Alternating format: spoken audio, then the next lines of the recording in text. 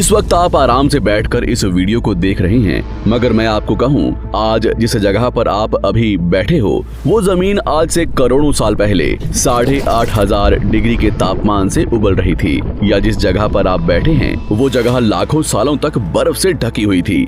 ये दोनों बातें सच हैं। इस 15 मिनट की वीडियो के अंदर आप पृथ्वी के 450 करोड़ साल के सफर को देखने वाले हैं।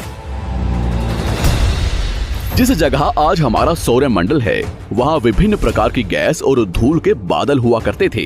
वैज्ञानिकों के मुताबिक इन धूल के बादलों से दूर एक तारा हुआ करता था।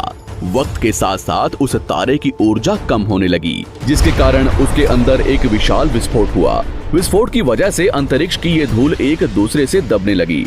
इस दौरान बादलों में स्थित धूल के कण दबाव और गर्मी के कारण बड़े उल्कापिंड और पत्थरों में परिवर्तित हो चुके थे, और इसी दबाव की वजह से इन बादलों में स्थित रेडियो एक्टिव पदार्थ ने ग्रेविटी का निर्माण किया। इस ग्रेविटी के कारण बीच में हाइड्रोजन और हीलियम इकट्ठा होने लगे। बीच के इस भयंकर दबाव के कारण एक विशाल विस्फोट हुआ, और इसी विस्फोट के कारण हमारे सूरज का जन्म हुआ। अंतरिक्ष में फैले एस्टेरॉयड यानी क्षुद्र ग्रहों में भारी वजन की वजह से सूरज के करीब आकर सूरज की परिक्रमा करने लगे। धीरे धीरे इन्हीं एस्टेरॉयड में भारी टकराव हुआ, जिसके फलस्वरूप मरकरी, विनस, अर्थ और मार्स जैसे ग्रहों का निर्माण हुआ। वैज्ञानिकों के मुताबिक उस वक्त पृथ्वी और मार्स यानी मंगल ग्रह के बीच थिया नामक ग्रह सूरज की परिक्रमा किया करता था। पृथ्वी पर ग्रेविटी होने की वजह से सूरज की परिक्रमा करने वाले एस्टेरॉयड अब पृथ्वी की परिक्रमा करने लगे, और धीरे धीरे करोड़ों सालों तक ये पृथ्वी पर गिरते रहे। और ऐसी घटना हमारे पड़ोसी ग्रह थिया पर भी हो रही थी, जिसके कारण थिया पृथ्वी के और करीब आने लगा और आकर पृथ्वी से टकराया।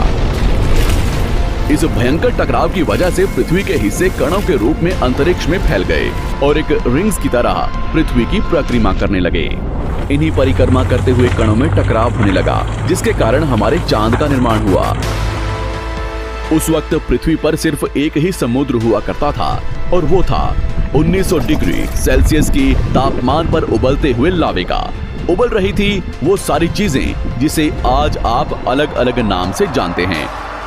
वक्त के साथ साथ पृथ्वी धीरे धीरे ठंडी हो रही थी, जिसके कारण पृथ्वी के भारी तत्व जैसे धातु और रेडियो एक्टिव पदार्थ पृथ्वी के केंद्र में जाकर इकट्ठा हो गए, और हल्के पदार्थ पृथ्वी की सतह पर आ गए।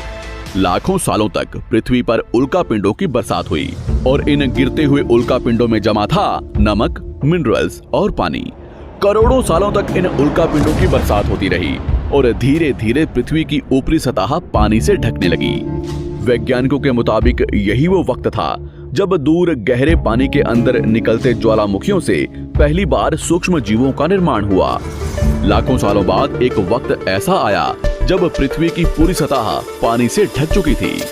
हमारी पृथ्वी के सबसे अंदर का कोर रेडियो एक्टिव पदार्थ से बने होने की वजह से हरदम गर्म होता रहता है, लेकिन जब भी पृथ्वी की ऊपरी जमीन ठंडी हो जाती है, तब पृथ्वी के अंदर की गर्मी बाहर नहीं निकल पाती, जिसके कारण ज्वालामुखियों का निर्माण होता है।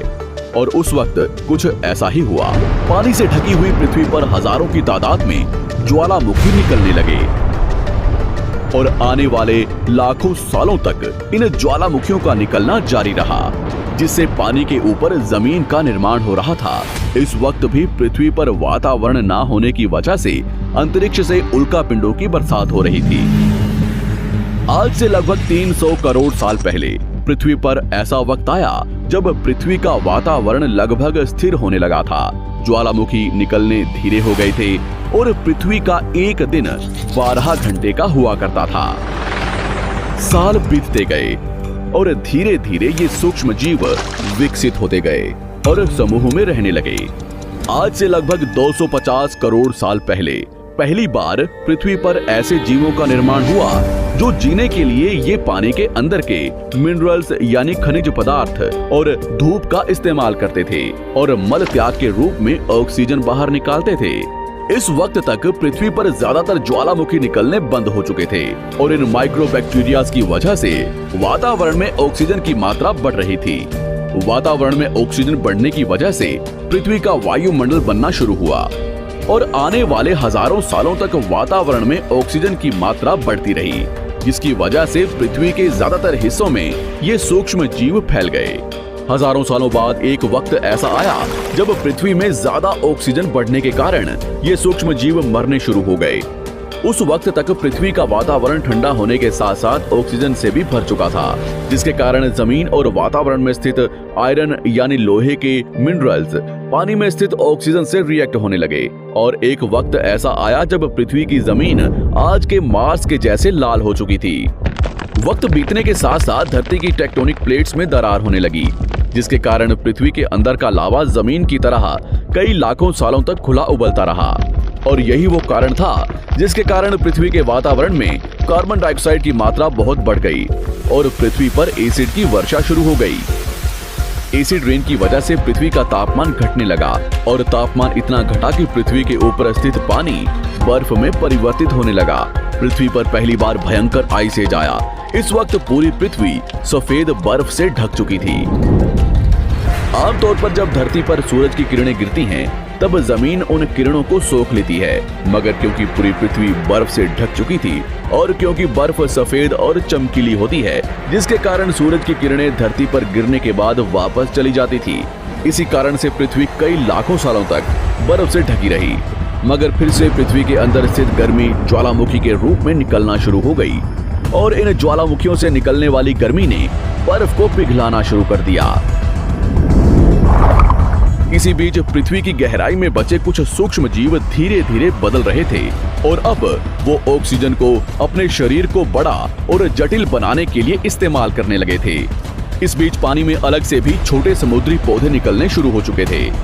बाहर जैसे जैसे ज्वालामुखी निकल रहे थे, वैसे वैसे वातावरण कार्बन डाइऑक्साइड की वजह से गर्म हो रहा था। वक्त के साथ साथ बर्फ तो पिघलने लगी, मगर धरती पर फिर से एसिड की वर्षा शुरू हो गई, जिसके कारण फिर पृथ्वी ठंडी होने लगी और फिर पृथ्वी की ज्यादातर सतह बर्फ से ढक गई। ऐसा बार बार कई हजारों सालों तक होता रहा और इसी कारण से अब समुद्री जीव धीरे धीरे वातावरण के हिसाब से विकसित हो रहे थे।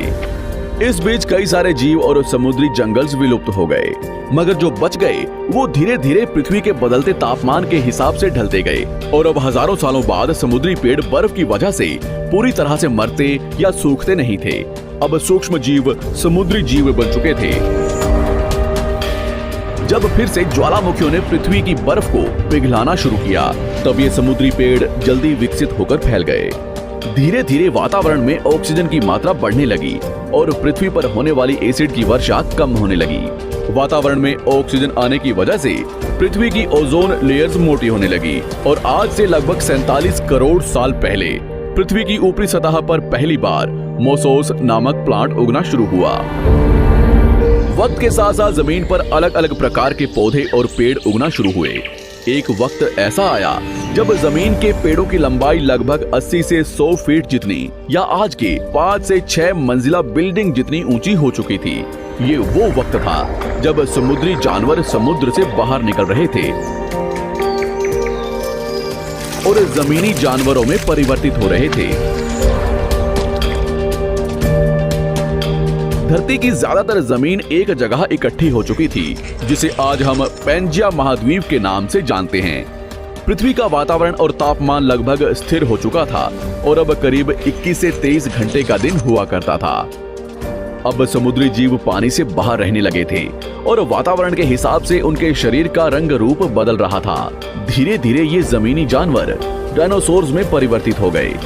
जिन डायनासोर्स ने पेड़ पौधे खाने शुरू कर दिए, उनका शरीर लंबा और विशाल रूप से विकसित होने लगा। कुछ डायनासोर्स शिकार किया करते थे, जिसके कारण वे छोटे और तेज होते चले गए।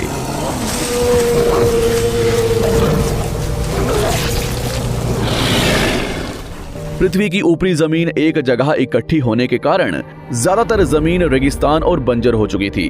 ज्यादातर जंगल समुद्र के करीब हुआ करते थे, जिसमें डायनासोर्स रहा करते थे। आज से लगभग 20 करोड़ साल पहले पैंजिया महाद्वीप टूटना शुरू हो गया। पैंजिया के विभाजित होने की वजह से पृथ्वी की ज्यादातर ऊपरी जमीन पानी के संपर्क में आने लगी, जिसके फलस्वरूप पृथ्वी पर हरियाली बढ़ती गई, जिस वजह से डायनासोर्स और ज्यादा विभिन्न और विशाल होते चले गए। डायनासोर्स ने आने वाले लगभग 20 से 30 करोड़ सालों तक पृथ्वी पर राज किया। उस वक्त डायनासोर्स समुद्र से लेकर जमीन और आसमान तक पूरी पृथ्वी पर राज किया करते थे।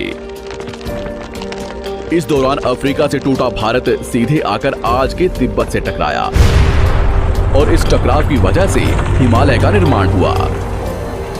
आज से लगभग 6.5 करोड़ साल पहले पृथ्वी की तरफ आज के माउंट एवरेस्ट से भी बड़ा लगभग 4.5 लाख करोड़ किलो जितना वजनिया उल्कापिंड लगभग 80,000 किलोमीटर प्रति घंटे की स्पीड से पृथ्वी की तरफ आ रहा था।